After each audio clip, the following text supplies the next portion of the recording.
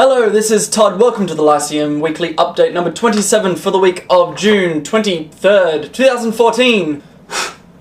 Hands are fucking cold. The sun is going down, I am losing light, so I will try and get through this as fast as possible. Kicking it off with launches, on Wednesday the 25th, there's a blues country album launch at the Basement in Circular Quay. That's $40 with Mike McClellan. Then on Thursday the 26th, there is an indie rock electronica EP launch at the News Agency in Marrickville. It's $15 with Hentai Magi. Hentai? Really? That was the most dangerous band search I've ever done on the internet.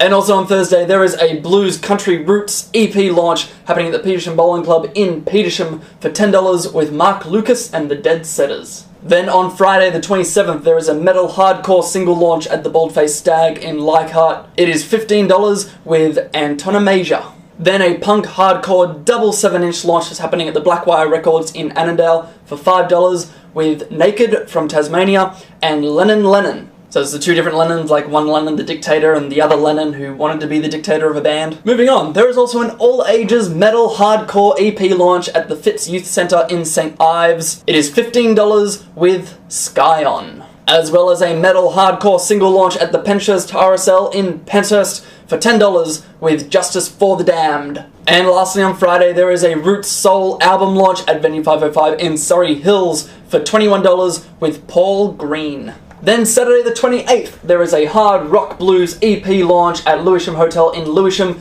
with A Girl's a Gun. I don't really know how a girl can be a gun, because it's kind of like... you know what, never mind. Then there is a punk industrial alternative album launch at the Red Rattler Theatre in Marrickville with Lakes from Victoria. And Sunday the 29th, there is a pop rock album launch at Coogee Diggers in Coogee. It's $25 with Dave Graney. Or Dave Granny.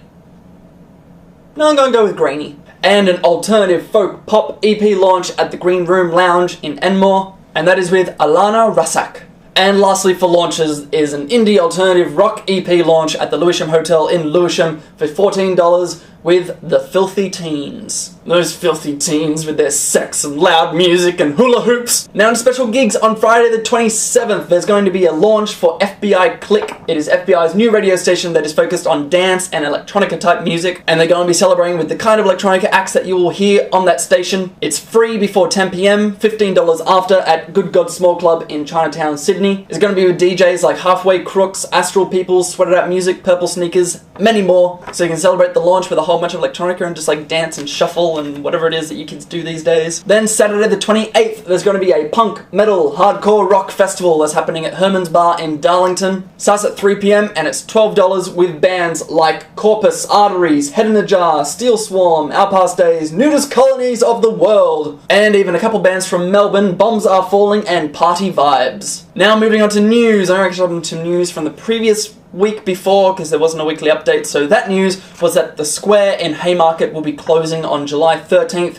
and will be renovated. For those of you who haven't been to the square, they typically put on rock and punk kind of gigs. It's a very kind of narrow venue with a low roof, but it's kind of cool, has like a nice atmosphere to it. With these renovations happening, all gigs after July 13th are going to be moved to other venues. The plan is that it will be renovated into a small bar, and there's no real telling if there's going to be live music there once it opens again. And over that final weekend in July 13th, there will also be a farewell final party, just in case music doesn't come back. Strangely enough, on the Palace Hotel's website, who manages the square, and the square's Facebook page, they didn't put up an official announcement. It came out through the music. And even as of now, like, you know, past a week after the news came out, their Facebook page kind of mentions like, oh yeah, we're closing, but hey, here's this gig. Like, there's no actual tangible statement about what's happening. I find it kind of odd. The closure was blamed on the lockout laws, saying that there was an obvious drop of people who wanted to leave the venue before 1:30 AM to make sure that they were in other venues before the lockouts kicked in. But also know that's because the square doesn't stay open very late, and once the band's finished, there's also not really much to hang around for.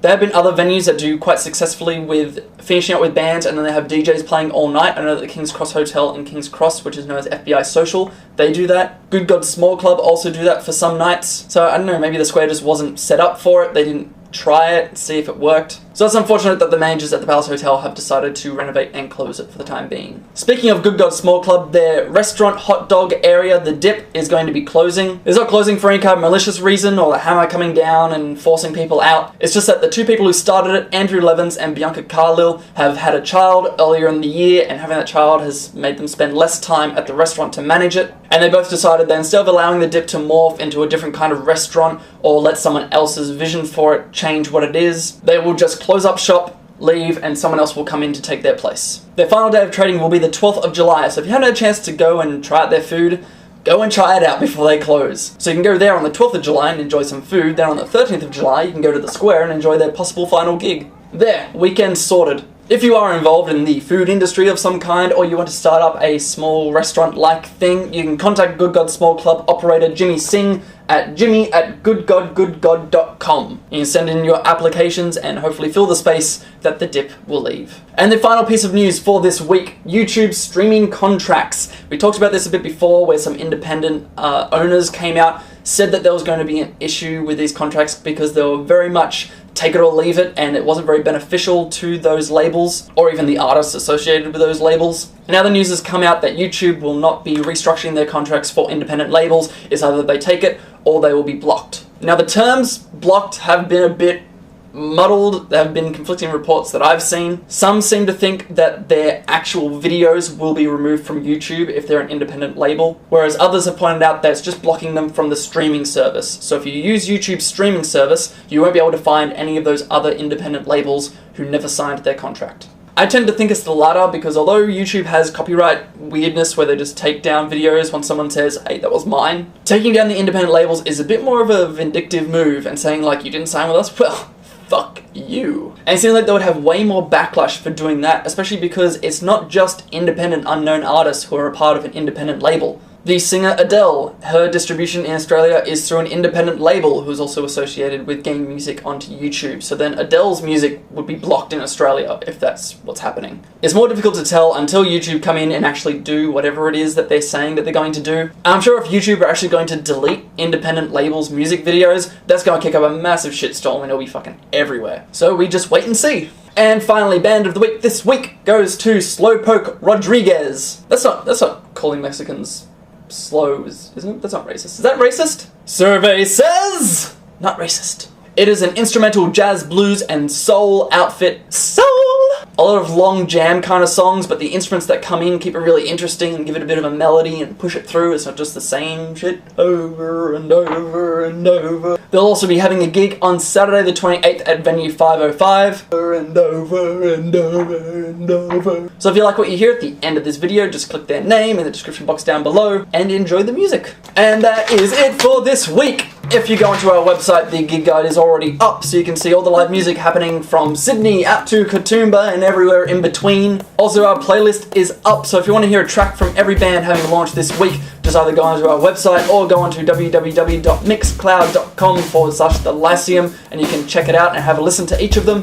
If you like what we do and enjoy all the stuff that we help to bring you, share the Lyceum around, give it to other music lovers, help us grow bigger and do more for everybody. I will see you next Monday with another update of launches, news, everything that's going on in local live music Sydney. Until then, be good.